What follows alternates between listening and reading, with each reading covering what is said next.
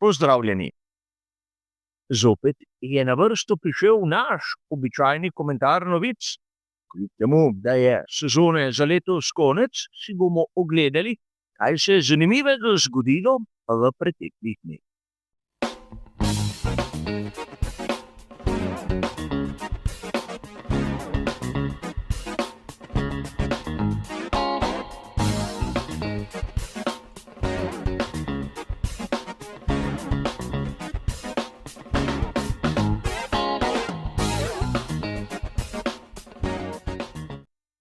Kot ponavadi se bomo tudi danes ustavili pri 4 različnih temah. Vkolikor vas zanima, kaj je zapisano v originalu citiranih člankov, imate bližnjice navedene v samem opisu. Slika v barvah pomeni, da navajam tisto, kar sem prebral v že prej omenjenih člankih. Ko se ta spremeni v črno-belo, pa dodajam moje osebno mnenje oziroma moj komentar. To so bila na hitro pravila tega malce drugačnega formata, mi se bomo pa takoj lotili prve današnje teme.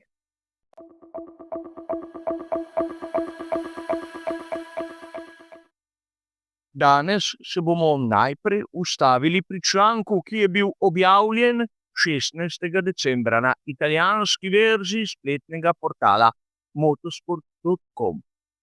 Tu smo lahko prebrali, da bo Honda predstavila svoj nov pogonski sklop 20. januarja. Dobro nam je znano, da so pri Hondi začeli novo sodelovanje z Aston Martinom in pričakovanja so sorazmerno visoka. Pred nekaj dnevi smo lahko slišali tudi zvok nove enote. A tu je treba poudariti, da mi navdušenci pravzaprav nismo vedeli, kaj so nam pripravili inženirji pri Hondi in ali je to samo zvok motorja z notranjim izgorevanjem brez turbine, kako so zadeve tudi rahlo lahko priredili in kaj je vse v ozadju. Gre praktično za nekaj, kar so dali za poslušati onim navdušencem, ki menijo, da je zvok najbolj pomemben. A mi se moramo zavedati nekega bistvenega dejstva. Če slišimo zvok ali pa če vidimo celoten pogonski sklop, nam to ne pove absolutno nič. Mogoče kakšen graf iz testne mize bi pokazal kaj bolj pomembnega, ampak glavno bo tisto, kar bomo videli na progi. In res, 20. januarja bodo pri Hondi predstavili svoj pogonski sklop, ampak upam, da bo zgodba bistveno drugačna kot tista, ki smo jo videli tam pred začetkom sezone 2015 pri McLarenu. Tudi takrat je bilo ogromno takšnih in drugačnih predstavitev, ampak rezultati na progi, mislim, da se jih vsi mi še spomnimo. A pustimo sedaj to in poglejmo si drugo današnjo temo.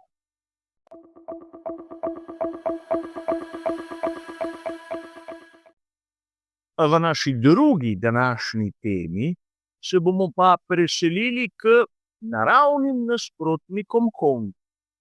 Kot smo lahko zasledili na spletnem portalu Planet F1 17.12.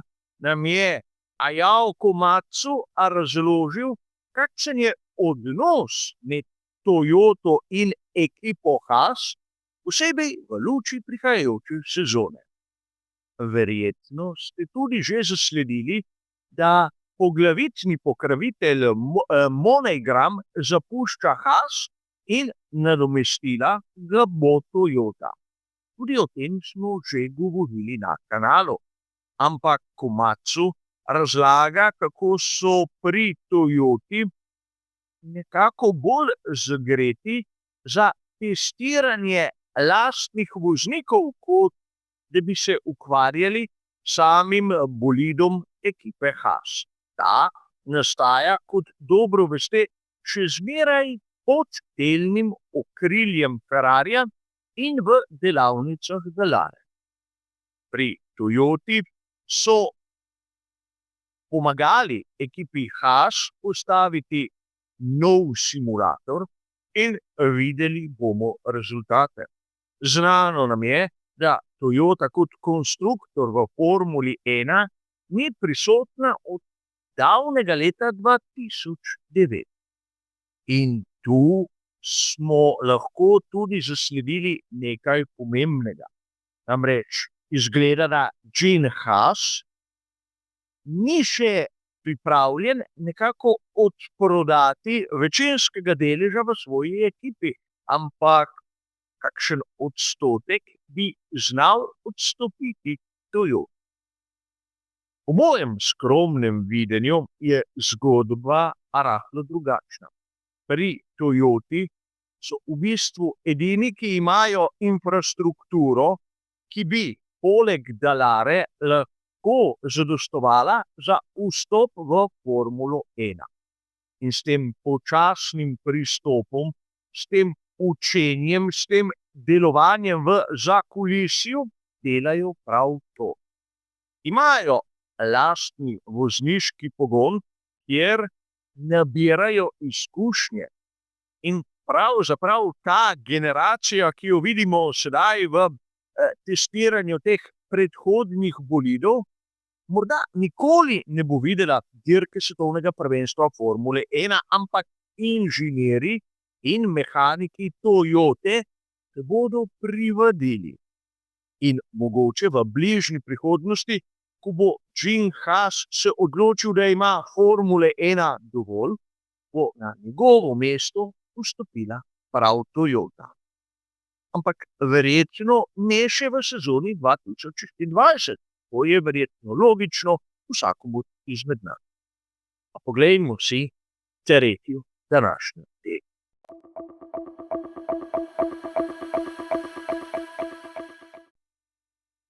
Tretja današnja tema se bo dotaknila intervjuja, ki smo ga lahko zasledili 16. decembra na uradni spletni strani Formule 1.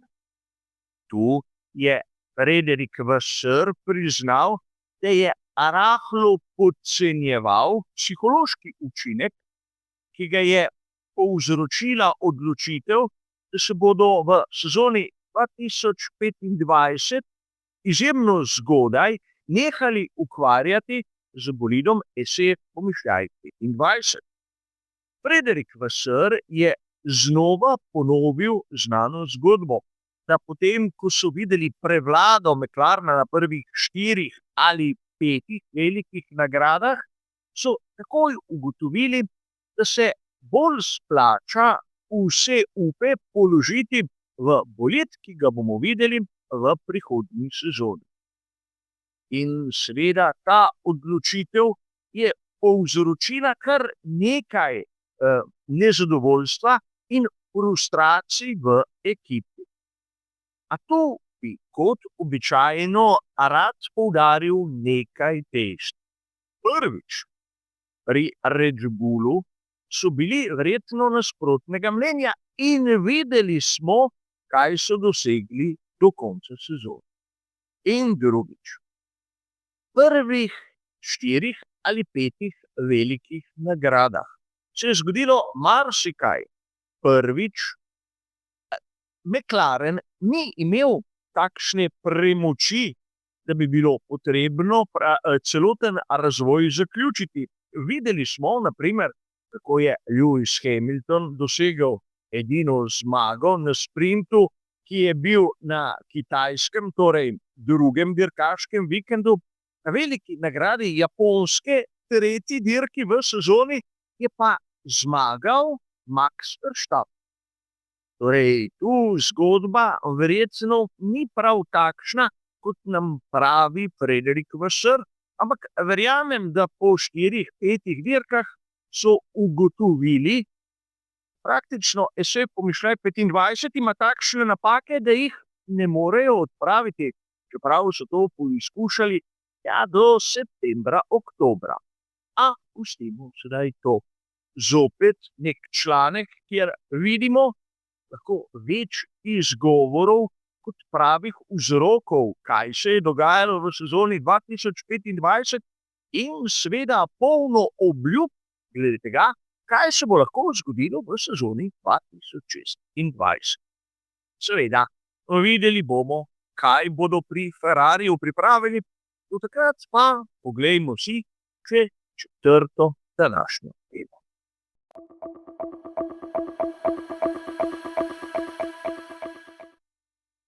Za konec pa kot običajno tista malce bolj postranska tema. Na spletnem portalu GP Fans smo lahko 10. decembra zasledili izjemno zanimivo izjavo. Namreč po poročanju španskega časopisa Marca so Carlosa Sainza mlajšega vprašali, kaj si misli o svoji sezoni in kako se mu zdi kriza, v katero je zapadel Lewis Hamilton pri Ferrariju. Ni treba posebej poudariti, da je prav Sainza pri Ferrariju zamenjal Hamilton in da je Carlos Sainz mlajši v sezoni 2025 bil 3-krat na zmagovalnem odru, 2-krat na dirki svetovnega prvenstva Formule 1, enkrat na sprint.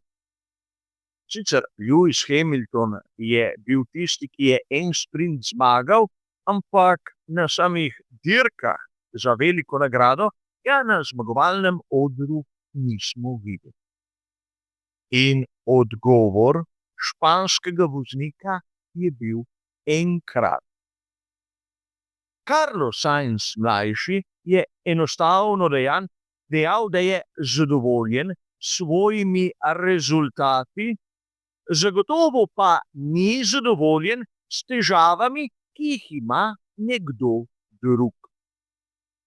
In tu je po mojem skromnem videnju zaprl usta marsikateremu piscu, in sem prijazen, ki s toksičnimi vprašanji želi nekako na površje spraviti samo jezo in sovraštvo.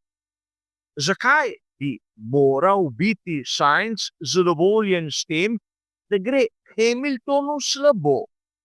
Mislim, da bi se morali vsi mi navdušenci malček zamisliti in se ozreti sami vase, kakšni smo, kako se izražamo in kaj pišemo.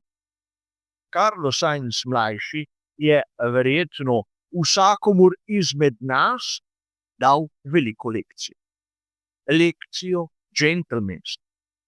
Dvomim, da se bo marsikoga ta lepa izjava, ta lepa gesta prijela, ampak ukolikor bo spremenila mnenje samo enega, bo rezultat dosežen.